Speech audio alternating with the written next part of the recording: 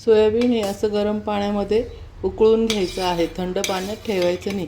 मी पाण्याला इथे तर एक उकळी येऊ दिलेली आहे आणि बघू शकता सोयाबीन किती फुललेलं आहे बघा। आता इथे गॅस बंद करायचा आहे आणि 5-10 मिनिटं सोयाबीन याच्यातच ठेवायचं आहे।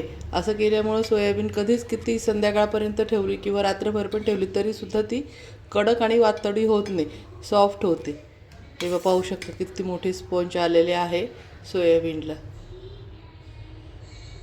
ते थंड पाण्यात भिजवल्यामुळे ती वातडी होते आणि चावताना पण आपले जबडे वगैरे दुखतात।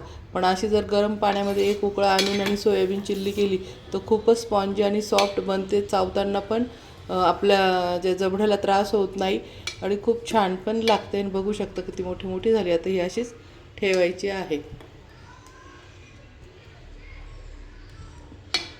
आता ही 10-1 मिनटं मी अशीच ठेवते, नंतर चिल्ली बनवेल। साठी लागणारं साहित्य इथे बघू शकता। मी इथे कोबी बारीक चिरून घेतलेला आहे असा उभा, कोथिंबीर घेतलेली आहे मी इथे, त्यानंतर इथे लसूण अद्रक क्रश करून घेतलेला आहे, इथं शिमला मिरची घेतलेली आहे आणि इथे कांदा घेतलेला आहे आणि सोयाबीन मस्त बघू शकता आता थंड झाले पण किती फुगलेलं आहे।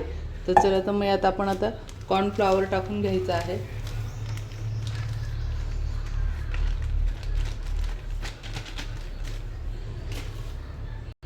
त्यानंतर इथे मी ओरिगॅनो टाकून घेत आहे, याच्याने फ्लेवर खूप छान येतो चिल्लीचा।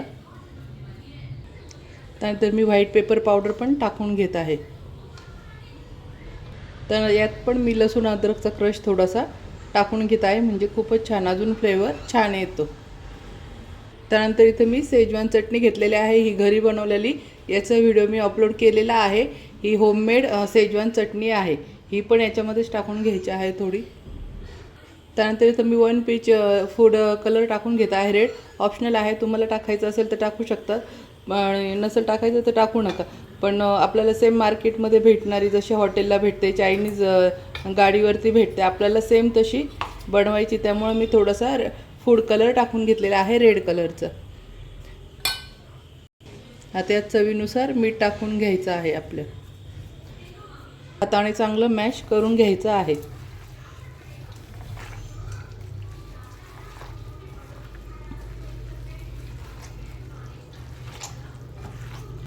चला तर मी इथे आता गॅसवर कढई ठेवली आहे। आता आपण हे जे सोयाबीन मॅरिनेट केले हे तळून घेऊया।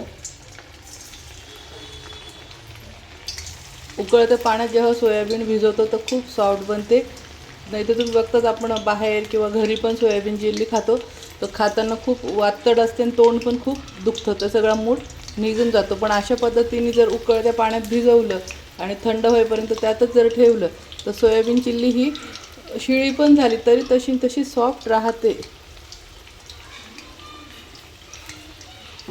आणि चवीत पण खूप फरक पडतो।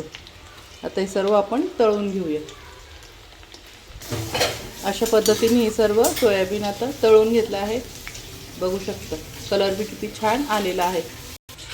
कांदा टाकून घ्यायचा आहे, अगोदर लसूण अद्रकचा क्रश टाकून घ्यायचा आहे,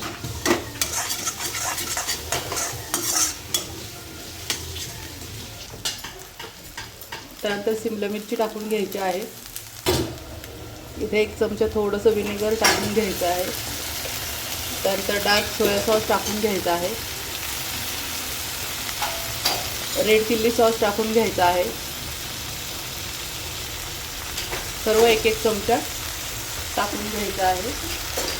इथे ग्रीन चिल्ली सॉस पण घेतलेला आहे, तो पण टाकायचा आहे।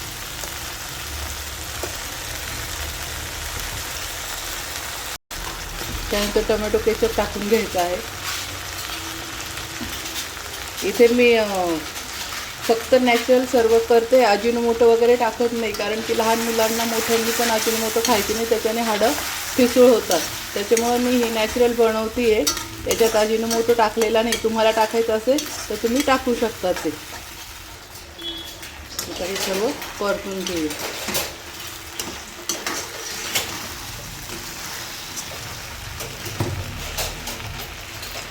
त्यात आपण जो कोबी चिरून ठेवला आहे तो पण टाकून घ्यायचा आहे।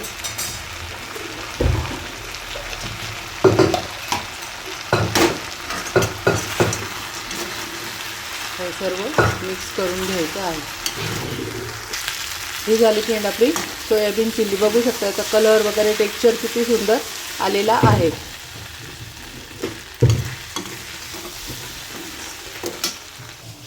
ही झाली फ्रेंड आपली सोयाबीन चिल्ली. बघू शकता कलर वगैरे किती छान आलेला आहे, एकदमच सुंदर रेड वगैरे आणि खूपच सॉफ्ट आहे आणि खायला तर अप्रतिम आहे. तर तुम्ही नक्की एकदा माझ्या पद्धतीने करून बघा. खूप छान सॉफ्ट सोयाबीन चिल्ली होईल, खाताना तोंड पण दुखणार नाही आणि वातळी पण होणार नाही. तर अशा पद्धतीने एकदा नक्की करा. तर कशी वाटली फ्रेंड माझी रेसिपी? आवडली असेल तर माझ्या चॅनलला लाईक करा, सबस्क्राईब करा आणि शेअर करा. मस्त खा आणि मस्त राहा. बाय मैत्रिणींनो.